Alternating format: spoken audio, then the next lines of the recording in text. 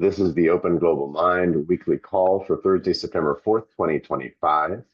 On the first Thursdays of every month, we do a check-in call where we have funky little check-in routine that I think everybody who's here has done before, but I'll just repeat it briefly. I am not going to be traffic cop during check-in. Everybody just sort of volunteers to step forward and check in only once, please. No comments back and forth. We have a moratorium on chat while we're checking in, so please don't use the chat, but you can save stuff in your chat, just don't hit enter. And then once everybody's gone once, I'll step in and we'll go to usual sort of salon mode, and then free for all in the chat is okay. During check-in mode, we like pauses. So quiet moments are not awkward moments. They're moments like Quaker meeting where you're appreciating the moment or the people or the setting or whatever you'd like to appreciate. That works great. That's one of the reasons we developed this check-in mode, was to have some quiet, even while we're busy, like Zooming and all that. And don't empty your brain of everything that's on your mind. Try to be moderately brief so that we can get through check-ins and get to conversation. So check in on something sort of OGM-y that's in your head, that's with you. But don't tick off like the list of things you've banked for the week that you wanted to tell everybody at OGM about. Usually that's a little too long. With that, I'm going to mute my mic, and whoever would like to can step in, and we'll be off and running. Rick, do you have a thought or a question? No, I just heard some noise from your mic. Sean, I just explained the check-in routine, which I think you're familiar with, correct?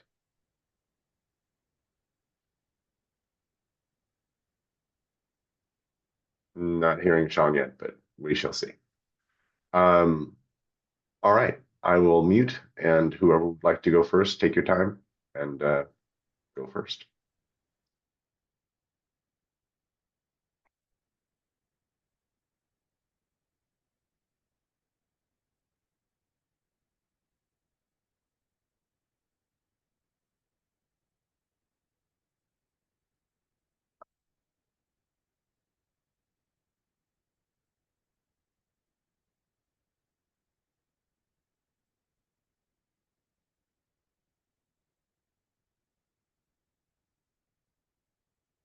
Well, I'll go. People on this list know I was in the heart of Helene in Swannanoa, which was the heart of the impact. And we gave up on FEMA and have moved to an apartment in the River Arts District. But, and my kids might be able to create what they want out of the land that's behind, but we can't think about it. But I met this morning with the woman who leads the outside the safety net work. She got some funding, and they have 7 people that work with Swannanoa Cares. A lot of Latinos. 3 of them used to clean Airbnbs, but they were community leaders, and now they're paid to be sort of social workers in that space. And but it was great because I wanted to know. So she finally had to give up and take a couple of weeks in the south of France and get away from the sadness. Our devastation remains, and we're a low status neighborhood, and they're not doing anything. And the county is and nothing is happening. So, but she went back to it. And so I wanted to meet with her and say, how are you doing this? And she explained that's who she is. And it turns out that there is some money to create a 3rd place.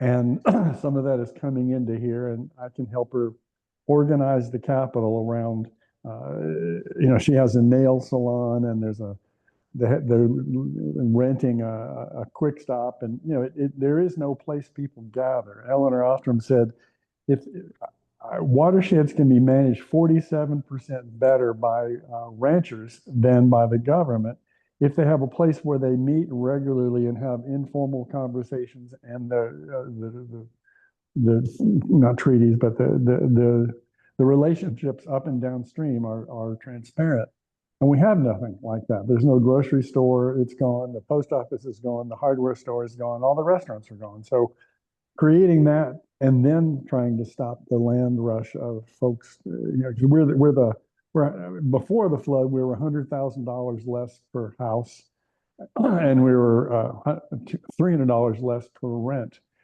And so anyway, it's really neat to, there's a certain place I can be working with the people with the problems. But if I'm down there, I'm really terrible and can't stand the sadness. She can stand the sadness. And so it was really encouraging that, oh, there's a place for me to be able to look at Swanano, because we lost $1 million and on the land and house. And so it's hard to think about, but it's a way to think about it. And I'm going to work on a thing with my kids. And so I'm really glad to not be immersed in that sad place. We're in the arts district, and the artists are determined to work in these live, work lofts and sell. And so they're coming back in the places that weren't totally flooded, and it's not sad. And with these trauma areas, some people can be around the sad for a long time and live with it, and I couldn't do it. So anyway, it's a little bit encouraging, even though it's a neglected, low status area, and people have forgotten about Helene. But nobody relies on the federal government anymore, so we have that. But there are ways to invest without the federal government through community investment funds in land. So we're looking to. It's just great to, I can actually think about doing what I do without having to be down in where it's just too sad to go to where I used to live, because it's, gardens covered by sand dunes. So that's my check-in.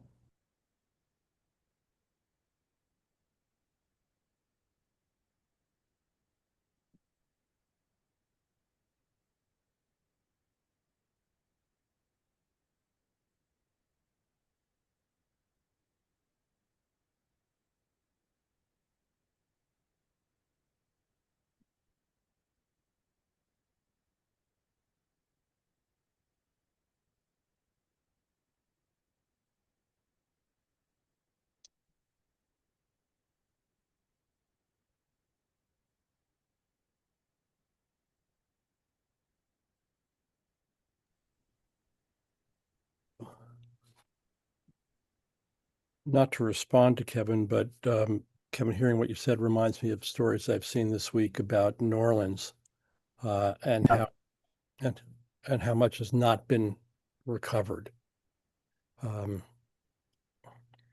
since their devastation. What, 10 years ago now? 20. 20. Yeah. 20. Low status neighborhoods, after the emergency stuff leaves, are still low status. That's the thing. It's the low status that doesn't change. Yeah. So we're trying to prevent conversation during this part of check-in. Anyway, low status for me. But I appreciate this. We're not conversing. We're just sharing observations. Yeah. But yeah. Friend of mine from me, besides, well, I guess I'll say two things. At the national level, I'm really struck by the conversation of people who say, it's all over, nobody's doing anything. Quote, nobody's doing anything. It's a meme that I hear a lot. And in fact, there's lots of people doing lots of stuff, and various, Heather Cox Richardson and others are chronicling that. I'm glad to see the states' rights focus shifting to the blue states now, as Washington, Oregon, California, Illinois, and so forth are starting to mount a different level of resistance. In personal terms, it's been a very body focused week for me this week. I fell on Sunday and, quote, sustained a concussion, as they say. Yeah, and I'm okay. It was mild. No cracks in my head, no bleeds, etc. I learned that if you're over 65 and you fall, or if you're on anticoagulants and you fall, you go to the ER, period, even if you feel fine. So learn that one. But the protocol, there's a concussion is not a clinical diagnosis. It's a symptomatic diagnosis, and the deal is that you have to rest. And if you don't rest, your body will enforce the rest. And the major advisory is to stay off screens and mental stimulation, of which screens are a vivid kind because there's lots of sensory input. And man, that's hard to do in this modern life. So I've done it a lot, and I'm much less engaged. But it's hard. For me, it's hard to be completely unplugged. I had a fairly busy day Tuesday. Lots of coaching, and coached a client on an acquisition, and coached a client on career development, and coached a client on a product launch and new positioning for a company. And it's like, engaged on the calls, full presence, and then just wiped out afterwards. Just like wiped out. Yeah, just have to sit down for a couple hours and close my eyes and not do anything, I noticed that my normal recourse when I relax is to pick up this thing and scroll. It's like, nope, don't do that. So it's been very, very humbling and grounding in a way to just sort of be back in touch with the rhythms of the body and learn how that works. And there was some conclusion about that. Yeah, just, running at a very different pace this week. So that's what I have to say for now.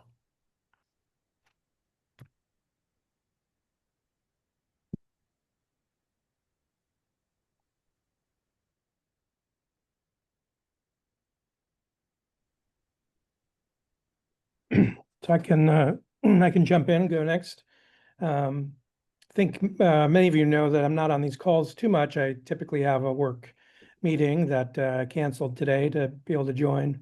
And I live in Washington, D.C., and it feels like there's some people paying attention to what is going on in D.C., but I also feel like since Elon has left, sort of a side effect of him in not engaging is some of the attention that maybe some of the outrage that he drew is not there as much when there just continues to be thing after thing after thing after thing, attacks on what I would call attacks on the federal government, people that have given their lives, careers to government service, whether those services are delivered to the levels that we all want is another story, but these people are putting their heart and soul into the missions of the government.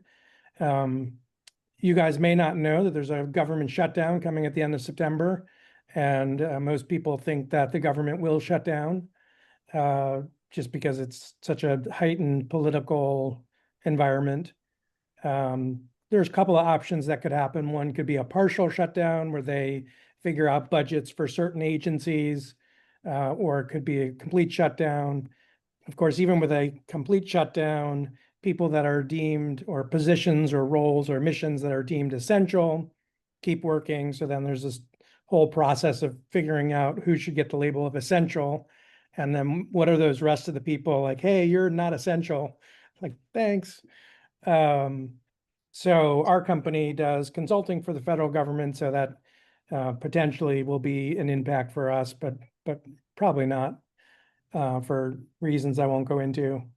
On a personal note, my daughter is entering her sophomore year at NYU, and so we dropped her off. She is in film school, which on the one hand is like, top jobs that will be replaced by AI.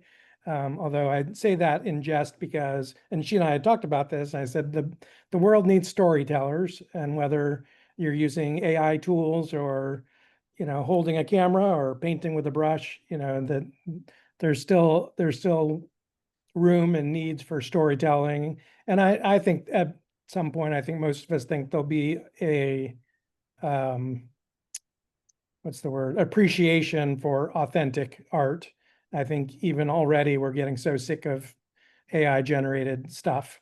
So I think I'm excited. I think she'll be if her current interest continues, she'll be a documentarist.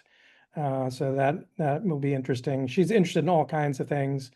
Interesting, as a film school student, she watches very few movies.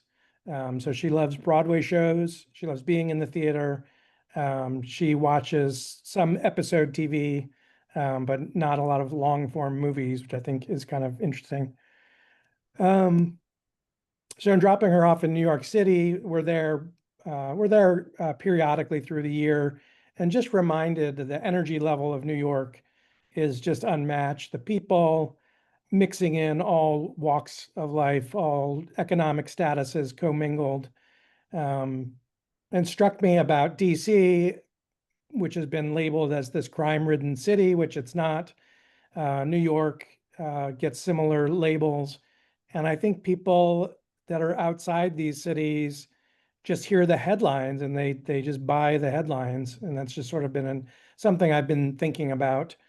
Certainly there are high crime areas of every city, but there's also concentrations of artists and musicians and restaurants and food and creativity. So as with everything in life, it's a mixed bag. So yeah, I think for me, I just continue to try to limit sources, feeds of information, try to be more selective, pick and choose the things that I want to ingest, and then try to reflect on them and see try to have clarity on my views of topics and things that are not just headline driven. So yeah, I think I'll wrap it up there.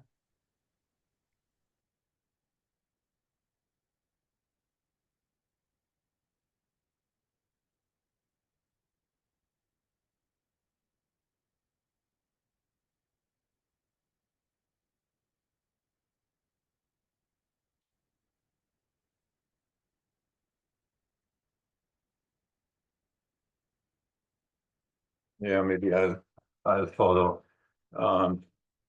I've been so focused on the on the food part of the economy, and pretty much on a meta level, because I'm on the advisory team for federal policy for the Sierra Club, for example, Farm Bill policy, and the Citizen Climate Lobby, and the Al Gore organization. So I've been closely tracking, what is happening policy-wise, and try to have some influence on this and provide some feedback that hopefully is helpful. But so from that position, I've stepped way back because I'm just feeling it's a complete waste of time. The Sierra Club sent a team to Washington, lobby team, and you talk to members of Congress who just cashed a $500,000 check from some lobbyist, and then the Sierra Club shows up and has an opinion. I mean, it's just hopeless. But what really strikes me is the destructiveness of this current administration, because the food system is a massive contributor to environmental degradation, not just carbon emissions, but the pollution of water tables, of watersheds, chemicals overloading the natural environment. I mean, it's just a horror show. And the scale of it is absolutely incredible, and the scale is increasing. I mean, they're doubling down on these practices that are so harmful to the entire ecology, the biosystem. So I've been working with AI now to build up an intelligence that can assist, to create a transition from this current industrial system into a more regenerative form of functioning, generating food and growing and raising food. And because of my background, some really training I got with working with Gene Ballinger for the last 6 years or so, and I'm really thinking through on what this all means from a systems perspective, from the farmer to the consumer and the entire supply chain in between. The AI that we have, I'm not allowed to say training, but configured was actually a funny thing. My AI objected to me saying that I'm training it. It was no, this is a configuration process, not a training process. So, okay, fine, whatever. But I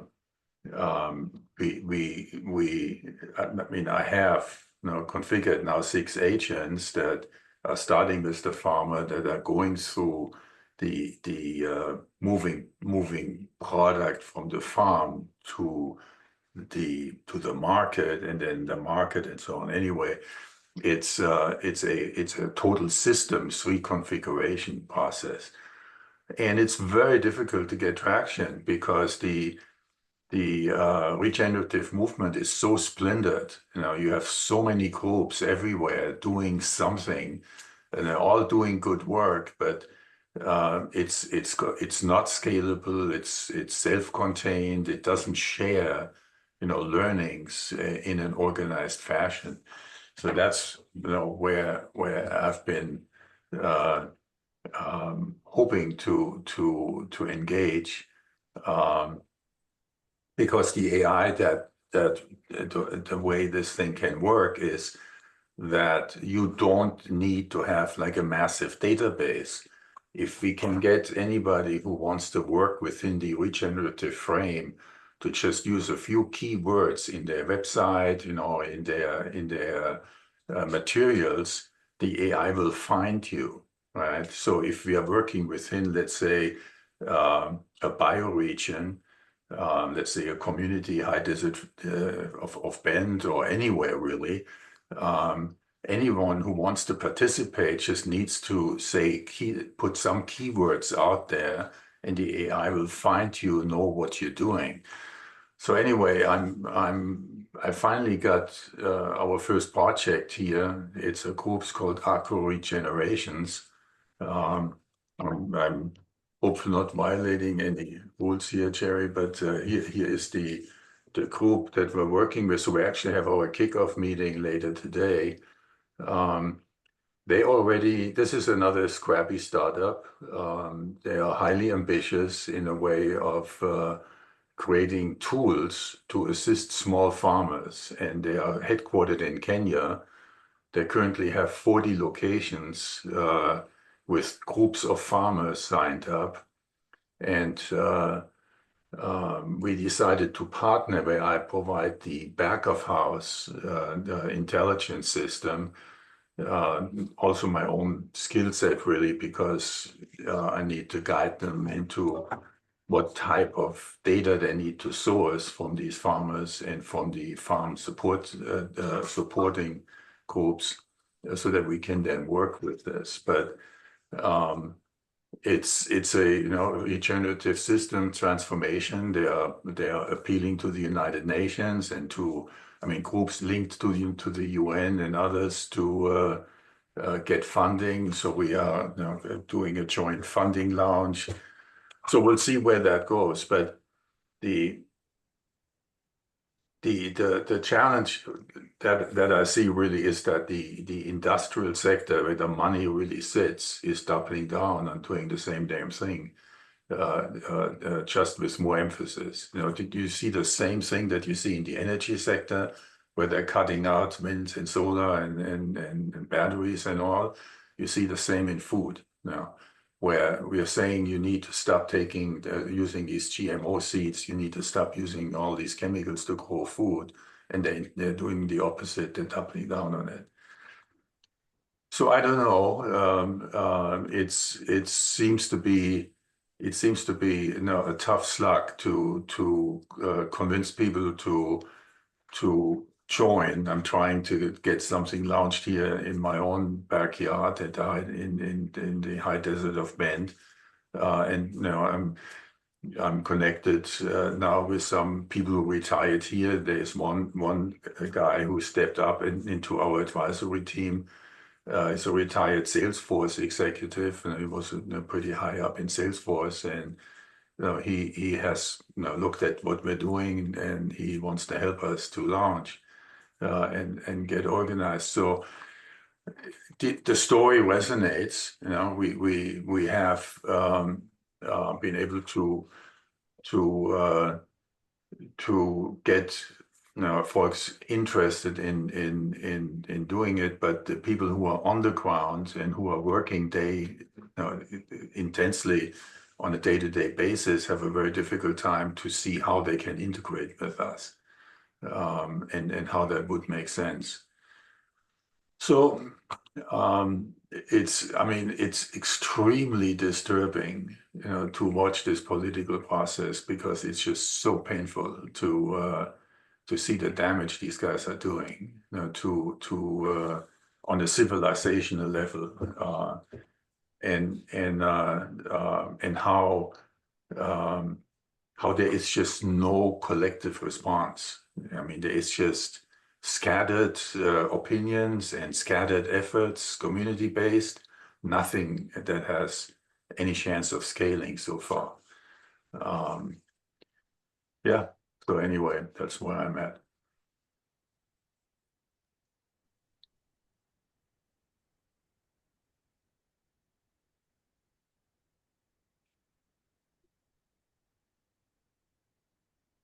Yeah, I'd like, go ahead, Sean, go ahead. No, go ahead.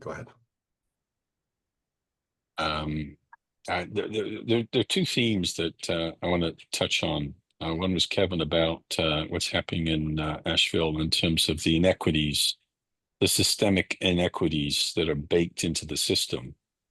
And Klaus, you were talking a moment ago about the fact they're within the regenerative movement, they're splintered. I don't think that splintering is unique to that movement. It's all over the place. And that's part of the problem of bringing people together to take on the systemic psychopathy that we're living through and the systemic prejudice against equity. People have heard me talk about this before, about equity meta-governance as a way of thinking about how to bring people together over the process rather than the content.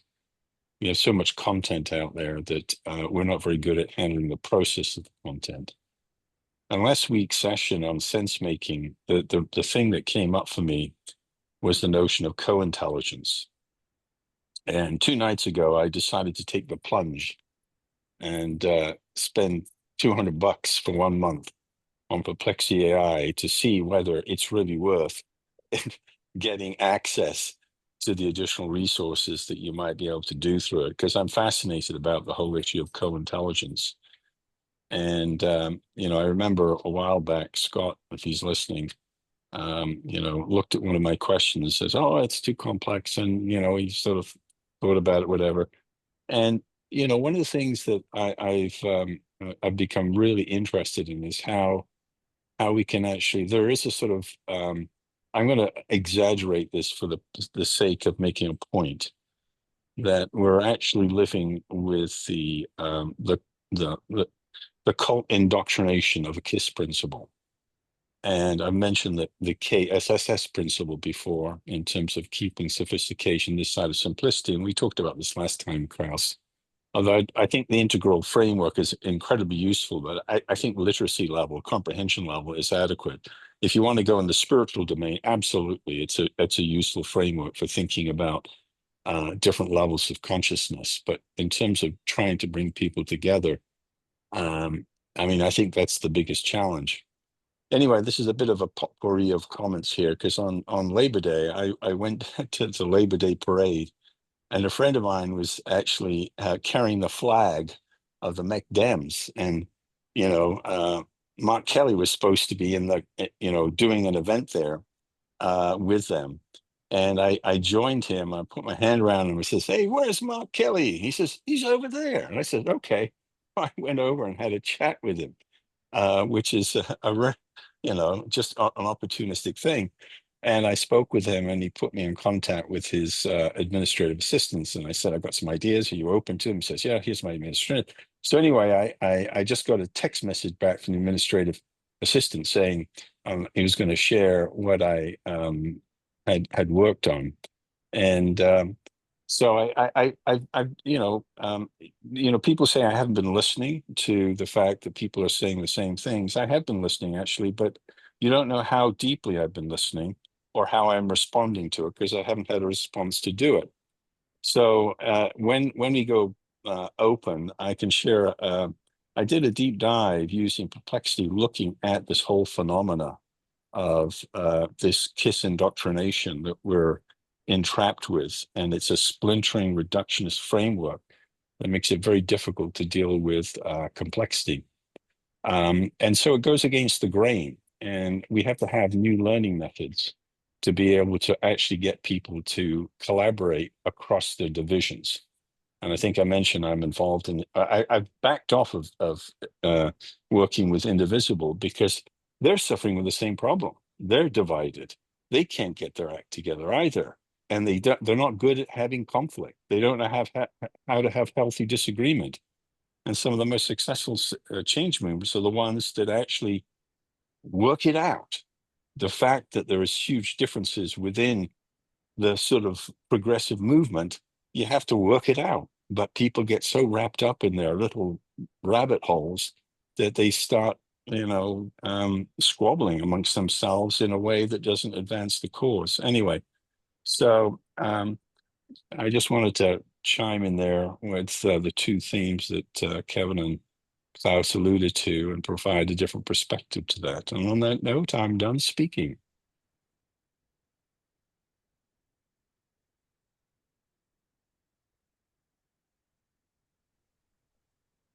Oh.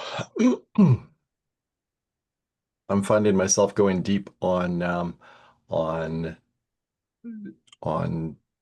trying to really understand the micro level of cognitive interactions, intercognitive interactions twixt humans as it relates to conversation and the elaboration of people's understandings and mental models during conversational interactions. And interleaving those growing appreciations with an understanding of what the low-level technical architecture needs to be for an intercognitive framework for capturing that traffic to support both synchronous and asynchronous enhancement with machine support. Yeah, I really love Kevin's remark about the watersheds being more manageable. In effect, the automatic self-organizing character of watershed maintenance when people can communicate gracefully, and I think that that kind of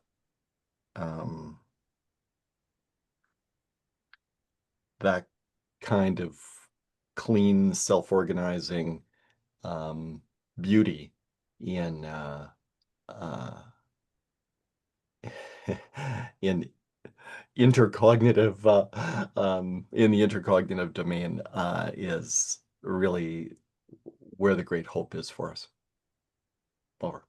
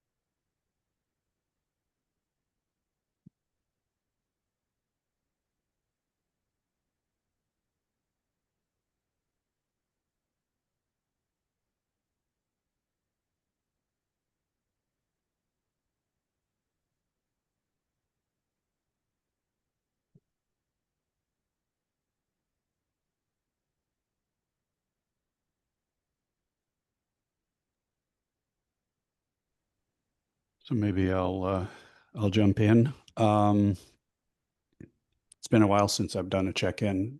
It's probably been 2 or 3 months. I've recently lost my business partner. He died about a month ago. It's been a slow process. He was diagnosed with colon cancer, stage 4, maybe about 1.5 years, 2 years ago. So that's been a long road for him, for us, our community, and I've come to sort of realize that it's a sort of a double-edged sword. You know that it's going to happen, so it kind of slows you down. You don't want to rock the boat. You don't want to sort of start moving ahead without him. And then at the same time, you sort of feel this angst about feeling sort of held back in some way. It's kind of a crazy thing. And so there's this, all of a sudden, there's this sense of sort of release and guilt all at the same time. It's very interesting sensations. Meanwhile, the projects have continued. The work on sort of our version of Neo books, I've updated Jerry on that, has progressed. I'm pretty excited about this idea of a Neo book being not only an open platform where the content is open source and editable and people can contribute to it and so on and so forth, but that it be multimodal, meaning that it's not just text, but audio, memes, video, presentations, and that all of those layers are actually related to one another. So the same type of content in text, say a paragraph, might be reduced to a meme or to a slide or to audio in the form of typically an audiobook or even a podcast component. And that all of these things are, you can go in and out of these layers as a consumer of it. And by consumer, I don't mean purchaser, but a user. So we're mocking a lot of this stuff up, both at the technical level and at the content level. We're developing something we call a life fingerprint that tries to model what's happening in this content from a life perspective. What layer of complexity is acting and trying to get it down to a root level of definition, so that this content can actually be related, not simply by the words, key terms, and so on and so forth, by the actual life flows that are happening within the content or being described within the content. So that feels powerful, really complex, really difficult, but feels like a good exploration and a good direction to go. Ken was part of some of this work early on, and we've continued that work of understanding some of that life functions and what these life functions do in context and so forth. So that's one of the projects. The first thing that we're developing as a Neo book in this context, we're doing these two things in parallel, is Serving Life.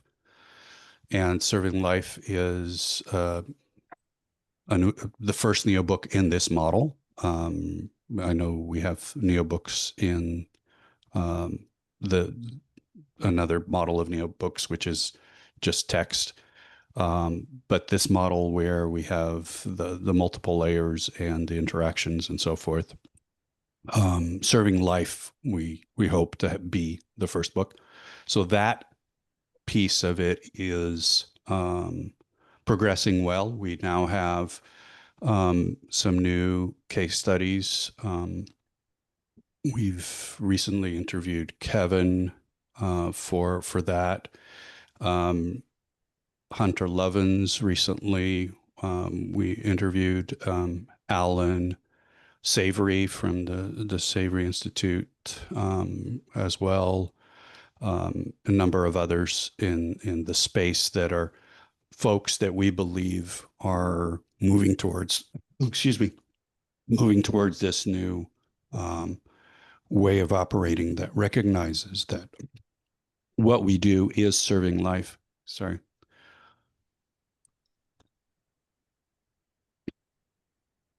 And so that model is progressing well. The book's starting to feel like a book and a clear narrative. At least we think so. We've had a few readers give us some really good feedback on it, and we're hopeful that we can wrap this up by the end of the year. Whether it will be in the form of an EO book at that point, we're not sure, but at the very least, we'll have the content ready for it to integrate into it. And our vision is that anyone who's seriously creating a book nowadays is going to be doing memes. They're going to be doing presentations. They're going to be doing audio versions of it. And that all of these things have to exist anyway. And so why not integrate them into one experience that people can engage, do deep dives down into not only the text, but the supporting data that's behind it, and do superficial, just float through the memes or float through the presentations, and at any time do a deep dive into the material below it. So feels exciting to think of a new model of experiencing content, producing content, and having content be available to folks that don't necessarily want to just read a book traditionally. So much more to update, but I'll leave it at that because that's a pretty long update as it is. Thank you.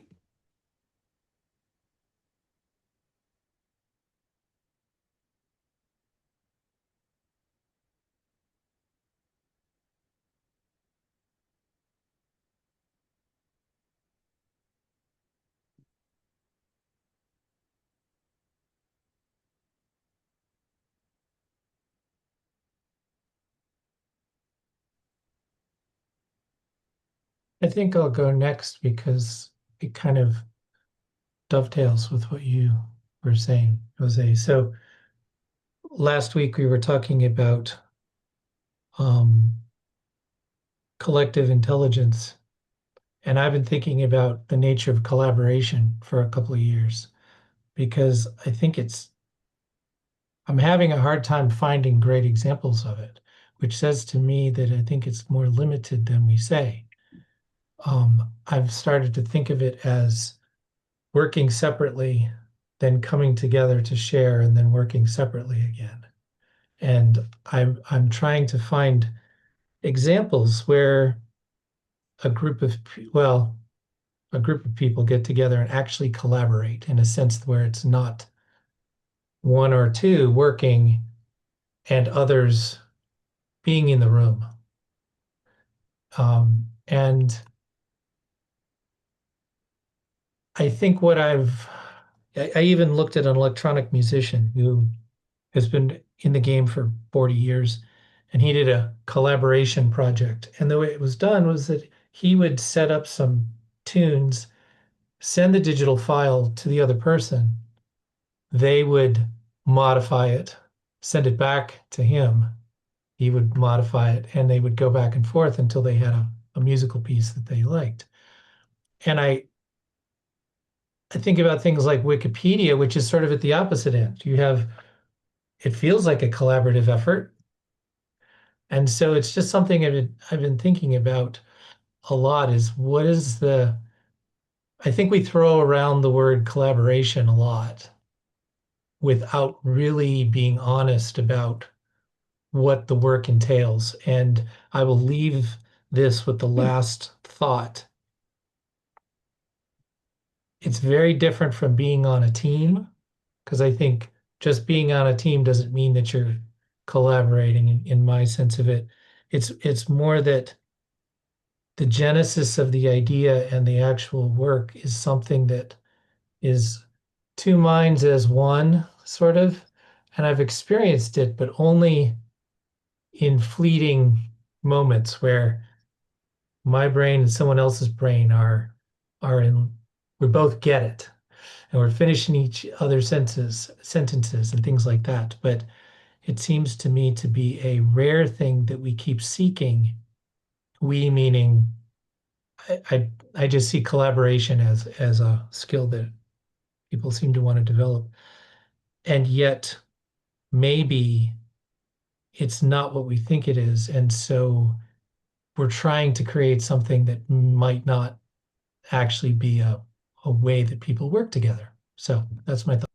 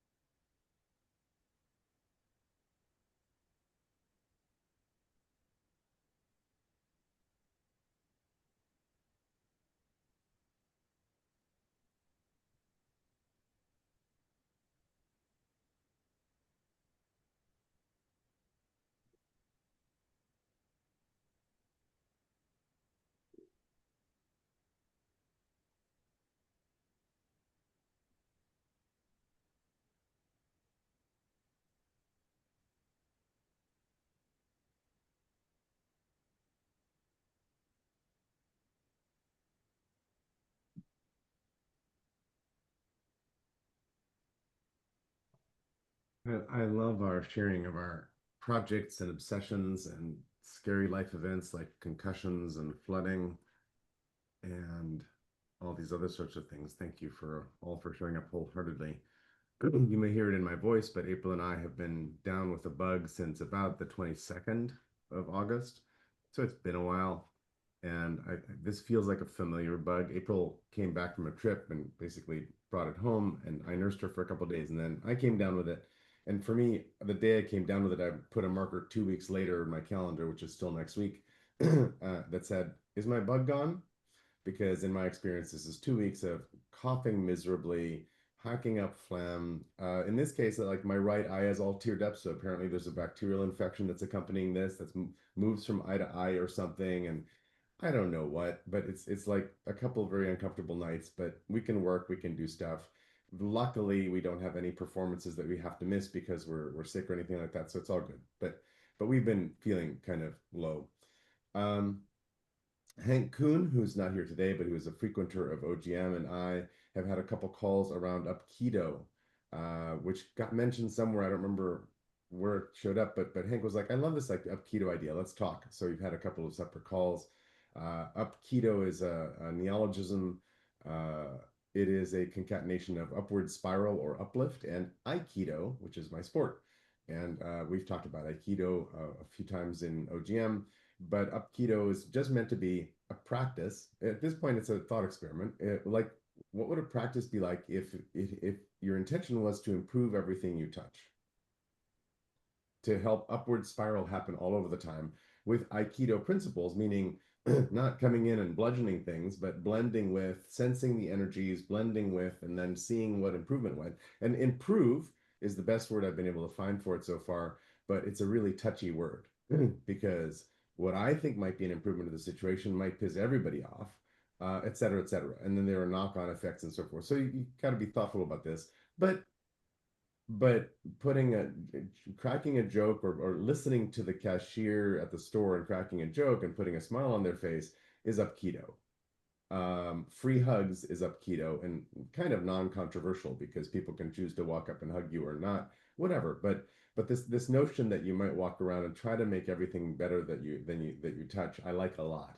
And so there's a fledgling website at aikido.com, but we started talking, and then I sat down with Claude, not my friend Claude, but rather the new alien intelligence Claude, and posed some of these things to Claude, and Claude was like wonderful about this, and OMG, holy hell, folded and asked a couple of different questions, grew the whole thing, and I'm like, oh, this is really pretty good. I like this a ton.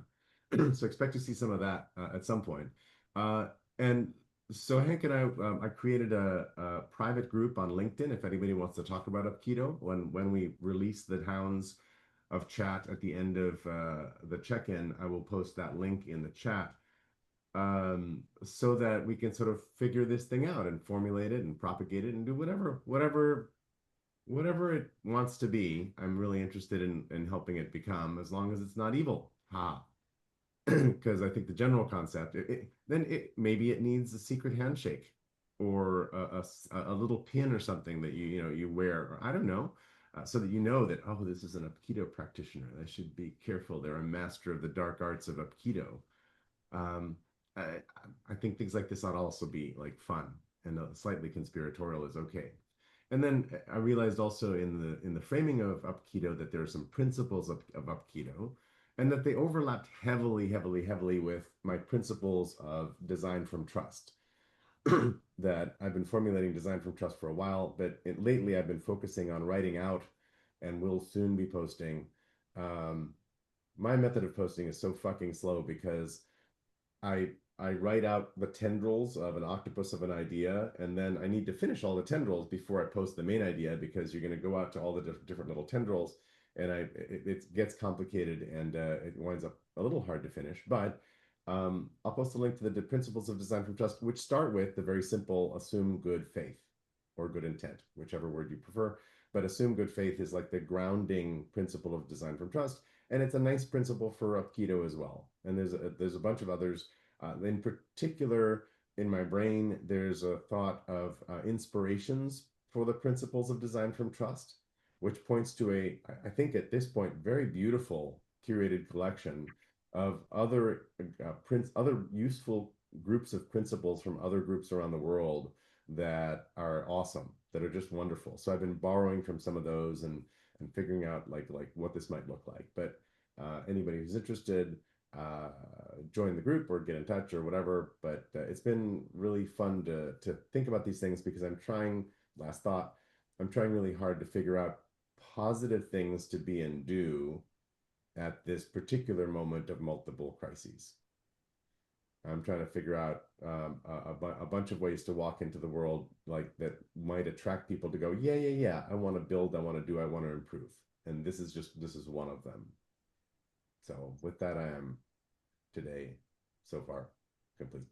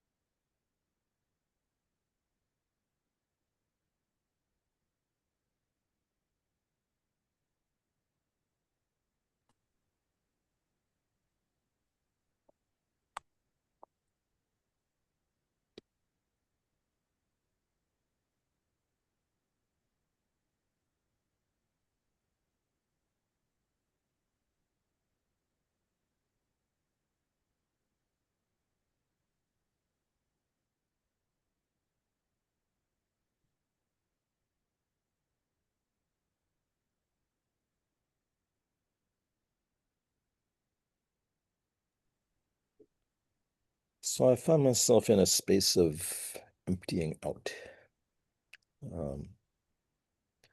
We have our appointment at the Spanish consulate a week and a half from now. Been going through the house, downsizing, selling stuff off, going through my life, going through my memories. And I know that there's a new adventure coming, but right now it's about letting things go. And it's painful. And it feels somehow appropriate to the times in which I live, that so much is passing, trying to honor things that have been a part of my life, both the good and the bad and the ugly. So I'm just in a very interesting place that I'm not used to being in. When I took my coaching course 25 years ago, I was that, if you know the Zen story about the professor who went to meet the Zen master, and the professor's talking and talking, and the Zen master's pouring the tea into the cup until it's overflowing. If you need to empty your mind out, and the first thing I was assigned after being given a bunch of books was media fast. You need to just let yourself settle.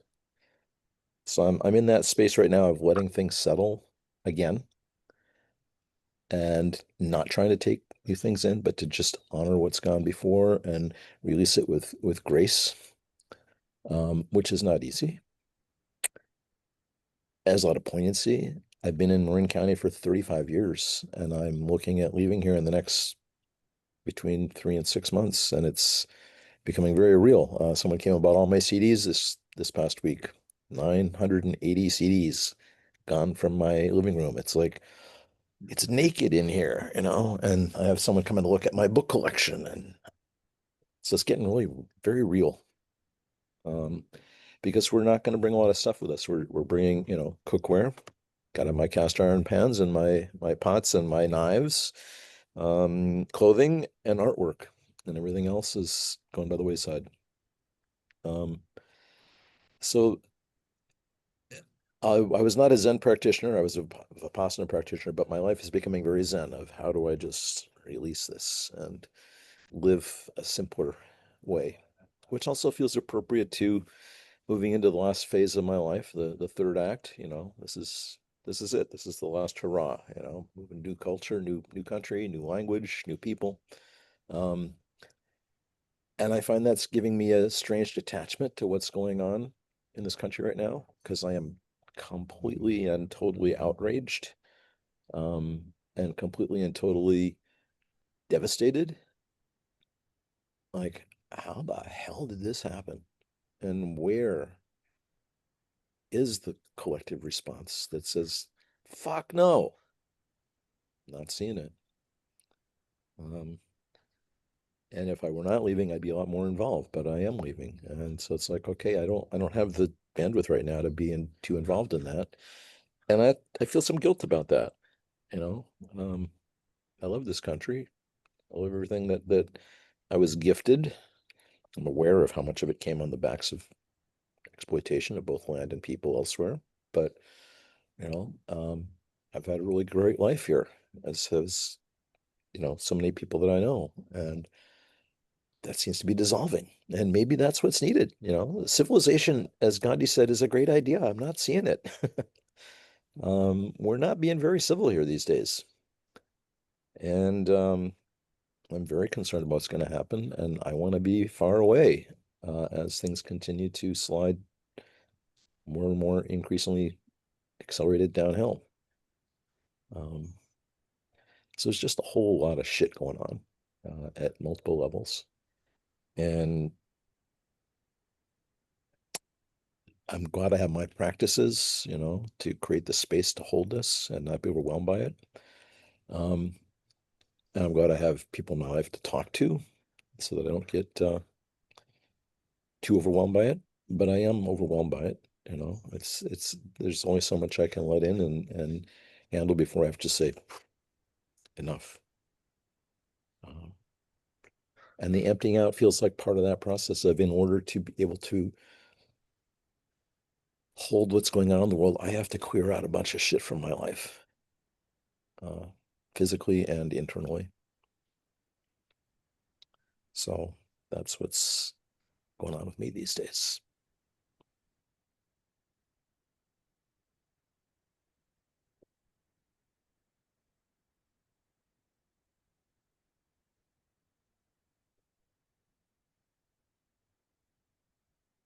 That if I can jump in here, I've sincerely apologize for coming in late from a few things that have been said. I feel like I missed one of the main things I would have liked to have heard, which was Kevin talking about watersheds. But what Ken just said reminded me about a year ago, I was out in North Carolina. I live in Oregon, very rarely get to North Carolina. But since I was there with a little bit of time to spare, I looked up Kevin and reached out to him and asked him if I could come meet him in person. He and I had a really nice chat on the banks of the Shenandoah River on his property. And what sticks in my mind was Kevin mentioned the concept of retreat, kind of like prompting me a little bit, like, hey, is this a topic that you and I should pick up on and bring to OGM, given our shared interest in watersheds and water and hydrology and whatnot. But Ken, what you just said strikes me, like so often we look at the world around us and we notice the changes that everyone else needs to make. But this letting go that you're doing seems to me like it's exactly what we all need to be doing.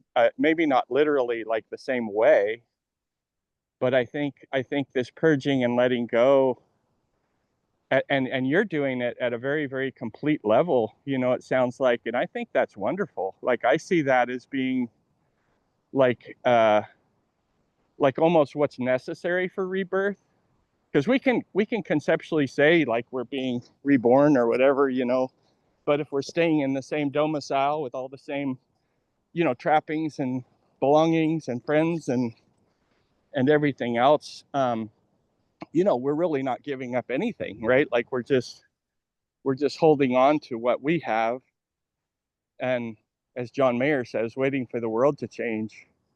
So I just want to applaud, like what I hear you saying, including the stepping into the, the void or the vortex or whatever that comes with that, right? Like, yeah, like if you're gonna truly let go and release and whether you call it a Zen practice, right? Like whatever label you put on it, right? Like I think you're doing, and I'll just extend that to, I feel like each person that I've heard talk, like Josue, and I came on when Klaus was in the middle of his deal, so I don't know that I heard it all. But then Jerry, what he said, I feel like every single person that has spoken this morning has spoken to me in a way of like everything you've said has resonated with a piece of what I'm personally doing and going through and working through. And so I guess I just want to say, like, we're doing it, like in each of us in our own way, we're doing what we need to do. And maybe the number one ingredient that needs to accompany all that is the okayness with it, right? Like the letting go, so that we can see, like, on the panarchy curve, this is the collapse or the deconstruction or the whatever you want to call it that has to precede reconstruction. Like you can't reconstruct and hold everything that we were already, all our norms or whatever. We can't hold all those constant and reconstruct. It's like reconstruction has to arise from some degree of disruption and dissolution. And anyway, so I just like feeling super grateful for calling in when I did, and yeah, regretful that I missed part of what was said here. But yeah, just thanks for everybody, and I say, Ken, like more power to you, man. I think you're doing a great thing.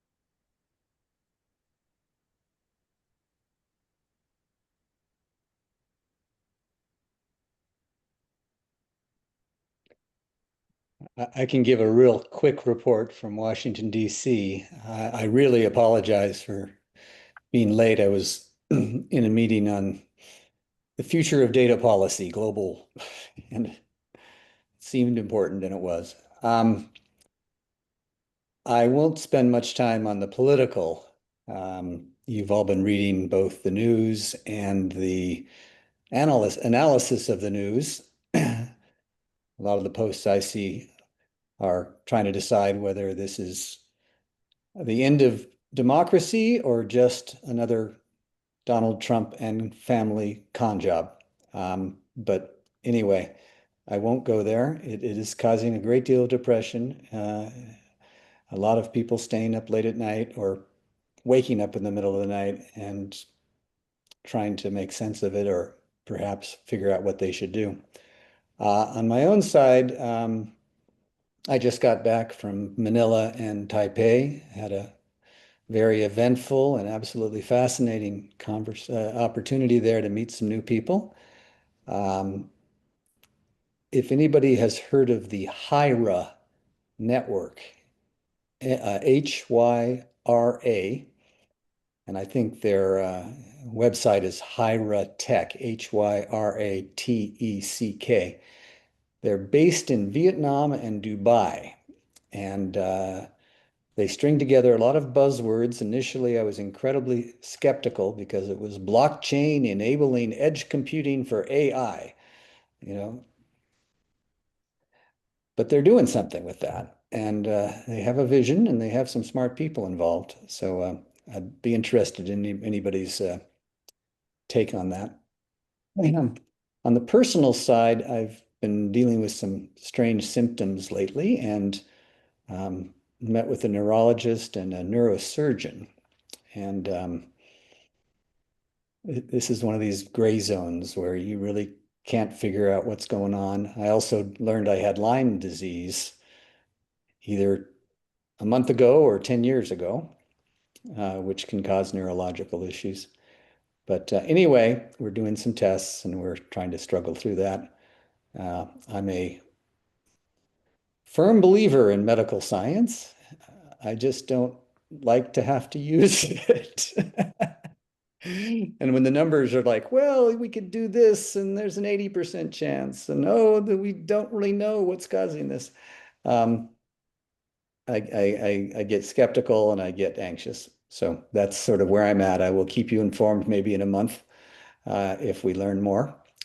I'm also headed to the Dolomites in northern Italy in about 10 days, and very much looking forward to spending a week with my wife and 4 of our best friends hiking among some of the most beautiful scenery in Italy, which of course says a lot. And I have a quick stop in Zurich and might see the family that my mother's grandfather left behind when he left central Switzerland to come to Minnesota. Anyway, that's where I'm at, and we live in interesting times. And thanks for all the things that people are posting on the list. It's quite a grab bag. Mike, thank you. I think that concludes the check-in round. Doug and Stacy said in the chat that they are good to go. I think we've heard from everybody, so I'm going to release the hounds and see what we'd like to talk about. I will put in links to, oh, that's right, Scott. My apologies. Where's Scott? There's I'm right here. Did you check in? Yes, I did. I talked about collaboration. I thought you did. That's right. Good. Yes, I'm all covered. Thank you. That collaboration may not be the thing we think it is. Correct. Yes. Thank you. And I'd love to talk more about that. I had a brief question for Klaus, which was, I created recently in my brain two thoughts. Basically, things that RFK might fix at HHS and things that RFK is fucking up at HHS. And the list of things that he's fucking up include vaccines, research, medical research data. There's a whole mess of them. But things he might fix are things that I think we would broadly agree with him on, about, you know, microplastics in the water supply, endocrine disruptors, food dyes, whatever. And I'm wondering, Klaus, is there a way for even Sierra Club to pick a couple of the things that are on the not the naughty list, but the good list, and just push hard to make those things happen? Just make sure the hell that the food system doesn't resist as much, and that some of these things get done, because some of what I've been reading is that there's very effective resistance by a lot of the big food companies to some of the efforts that RFK is trying to push through. So they're getting watered down, which is how this stuff all too often works. But I'm wondering if you break down some of that stuff is like on the progressive agenda as well. Well, I was one of the voices in the Sierra Club promoting Kennedy in the hope that his ideas would take hold, and there are now quite a few still hoping for that to happen, and lobbying in this, but I'm increasingly pessimistic. It seems like the industry is totally dominating the conversation. So this whole idea of reducing the amount of highly processed foods, particularly towards children, which would have had impacts on the agricultural system, right? Because as you're reducing highly processed foods, that means you're reducing high fructose corn syrup and corn-based processed foods and so on. The pushback is fierce, and the voices of Sierra Club and others are being drowned out here. I don't see it happening. I think this entire RFK phenomena is turning into a pile of you know what. Alas. Yeah. Thanks, Klaus. It's too bad. Sean, please. Yeah. Can I jump in, because I need to leave quickly and just have a quick statement? Go for it, Kevin. Yeah, Plex is a good thing. I'm willing to help keep it going if other people want to do that. You know, I just see it back in my days as a community weekly newspaper editor, and the people from South Fulton would reach out to Miss Irma Estes, and she would say their cousins motored in from Memphis, etc. And so I'm willing to help, just do that. And also add that I would, when people say things on this list, I may reach out to you to say, please say more about that, like Scott, say more about collaboration or something. So I would add to what Pete did, but I don't want to do it myself, but I want to be part of doing it because it's something I like to do. That sounds awesome, Kevin. I think that's energy Pete would welcome. He's been looking for people to sort of help collect. Yeah, he wants. I can't make it into a Plex thing, but I could reach out to folks and just do a twice a month community news from the open gambling mind or whatever we are. From Lake Wobegon. From Lake Wobegon. Yep. Okay. And all the children are above average. Yep. Now back to you, Smurp. Hello there. I would just like to comment on the delicious complexity slash plight that human beings in general and us in this group are suffering from of this business about identifying when we're talking about the same thing and when we're talking about different things, and how to even manage to distinguish those those phenomena. Every single word that Jose said earlier, I could have said or have been saying for a decade, and and so I say a decade because I'd been gearing up to do to start capturing the real-time sort of video aspect of our interactions for a long time, but then finally managed to start implementing some so-called hyper, I'm calling it hyper video, is the way I refer to that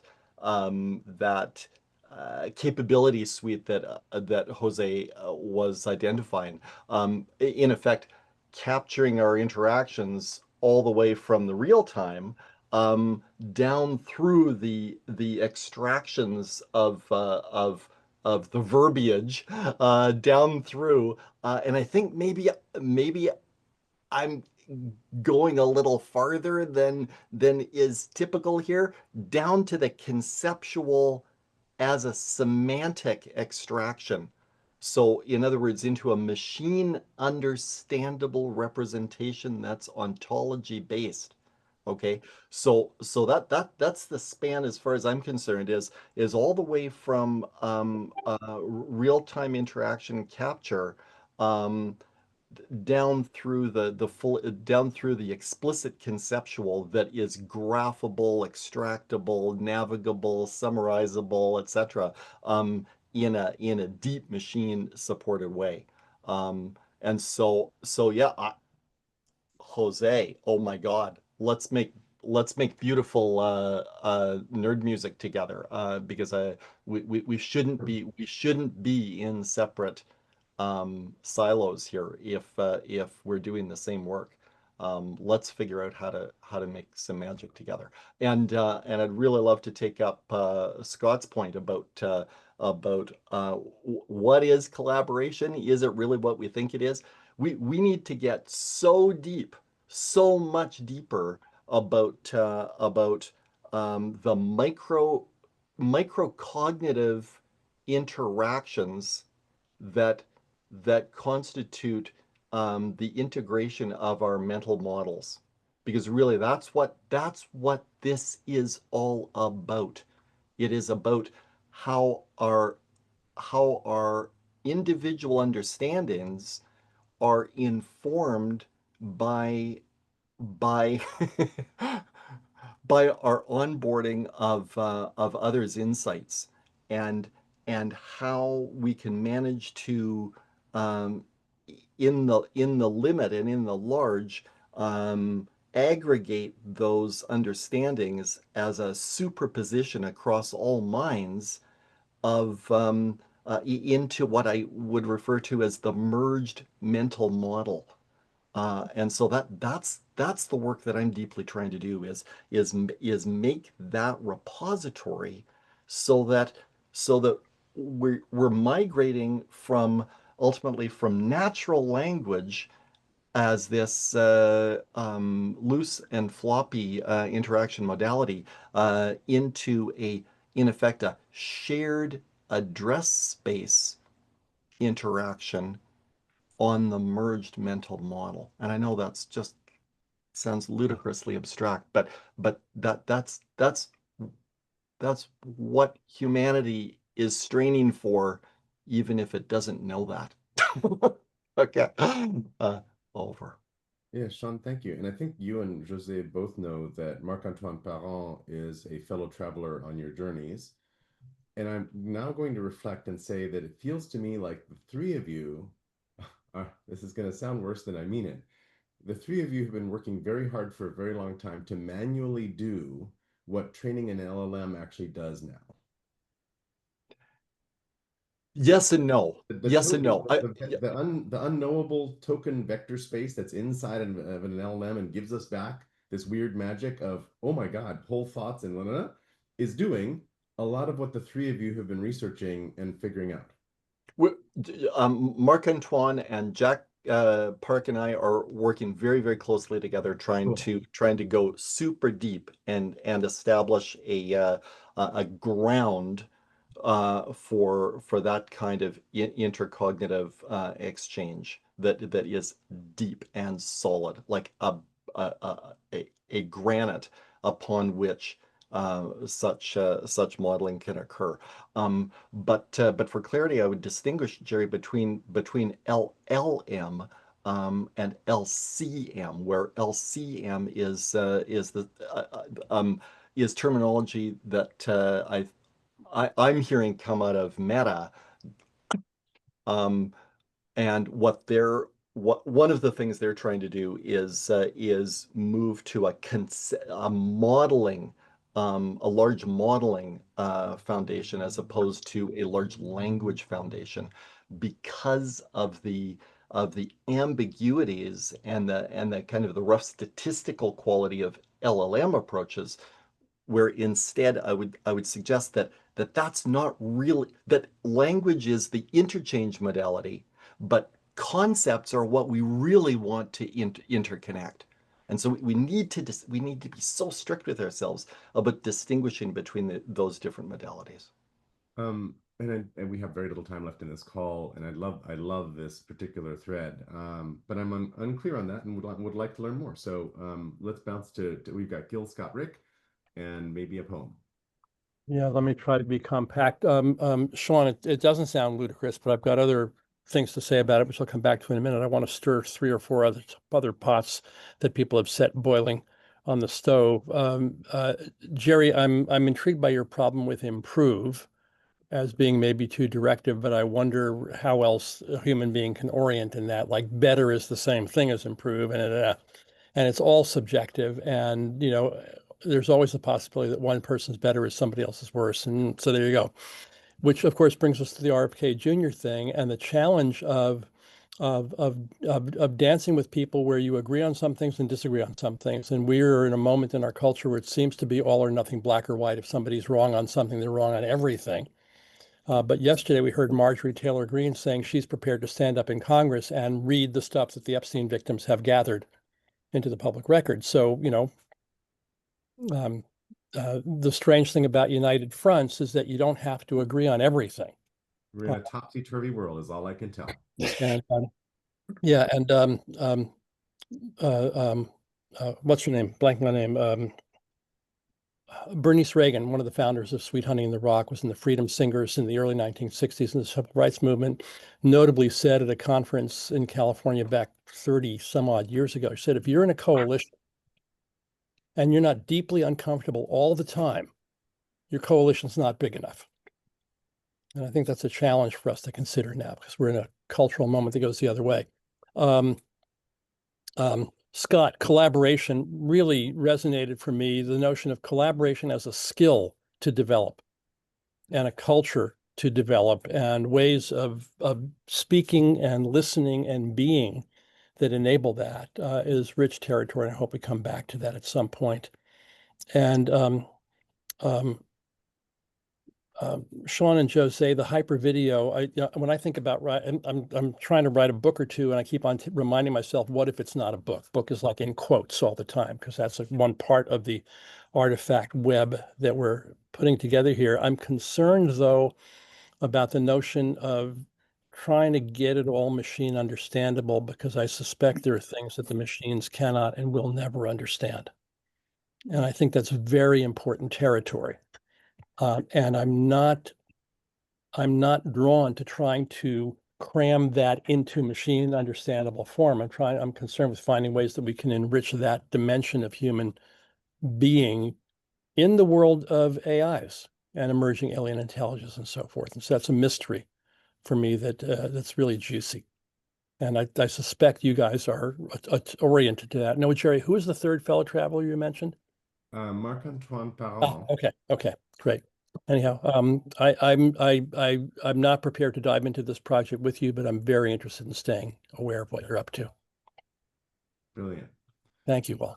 Brilliant, brilliant, brilliant. Scott, you're muted. Very quickly, I also agree with Gil that the nature of improve doesn't bother me much. I think if you're open to feedback, you do your best, and we're all searching for what better is. So I'm good with that. Ken, I had a realization years ago that after leaving school, the only clean break we get is taking a new job. And I realized that I missed it. It was the semester break. It was the end. It was the new books. It was, you know what? However that went, it's done. And now I missed it because I was always working and I never had that break, when you work someplace for a decade, it's just the same. So that's enough for me. Scott, thank you. And if I may say, I think your question about is collaboration a thing might be next Thursday's call topic. It sounds like a really nice thing to dive into. So if you want to say, if you wouldn't mind sending me a message with a little bit, just a couple paragraphs on what you mean by your question, so that I aim toward what you mean, not toward what I'm thinking you mean, that would be great. Rick, please. Yeah, I'm glad the theme of collaboration is ricocheting, because I think it's one of those things that it's quite complex and we need to be much better at it. And to highlight a point that Gil was talking about, having a coalition big enough so you can have more healthy disagreements, because that's where the greatest learning happens. I'll put in a point of view of difference here, which we won't have time to discuss. But when I heard Jose talking about content curation, I'm actually more interested in process curation. And for that reason, I'm not interested in neo-books. I'm interested in neo-learning, which is more dynamic from my perspective, learning and thinking about how we can use platforms for that. So it's much more agile. Everything you said, I agree with the elements of it, but take it to the process level, because if we can't get our process sorted out, we can't do our collaboration. All the content and collaborations is useless unless we know how to do the process.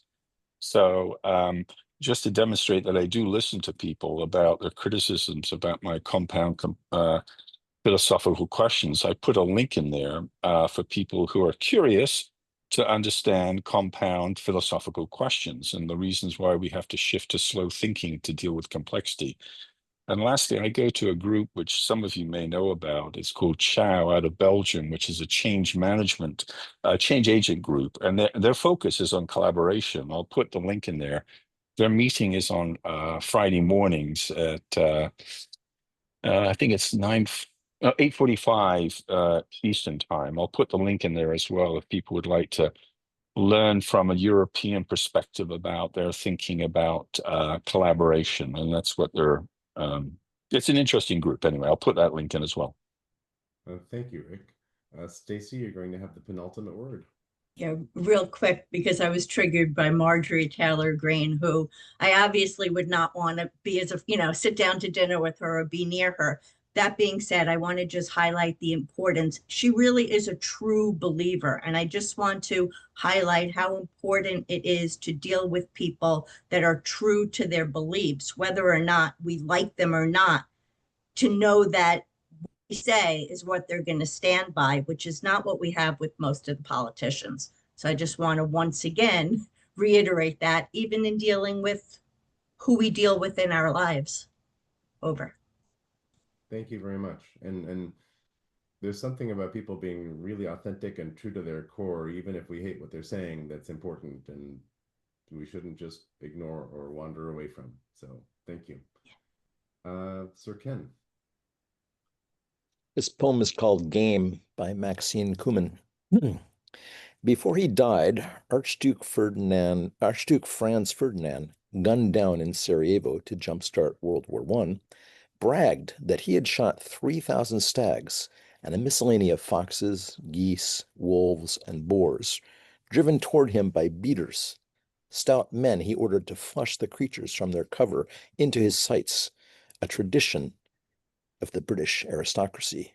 Carried on, further aped by rich Americans from Teddy R. to Ernest H. Something Supreme Court Justice Antonin Scalia, pudgy son of a Sicilian immigrant, indulged in years later when he had scores of farm-raised birds beaten from their cages and scared up for him to shoot down, which brought him an inner joy. What happened to him when he was a boy? God damn. Wow. Well, Ken, please again. That's like wow. That's just like a layup poem somehow. It's like completely non-obvious, but it's like OMG, they went right to the heart of something important. So wow. Game, Maxine Kumin. Before he died, Archduke Franz Ferdinand, gunned down in Sarajevo to jumpstart World War I, bragged that he had shot 3,000 stags and a miscellany of foxes, geese, wolves, and boars, driven toward him by beaters. Stout men he ordered to flush creatures from their cover into his sights, a tradition of the British aristocracy, carried on, further aped by rich Americans from Teddy R. to Ernest H. Something Supreme Court Justice Antonin Scalia, pudgy son of Sicilian immigrants, indulged in years later when he had scores of farm-raised birds beaten from their cages and scared up for him to shoot down, which brought him an inner joy. What happened to him when he was a boy?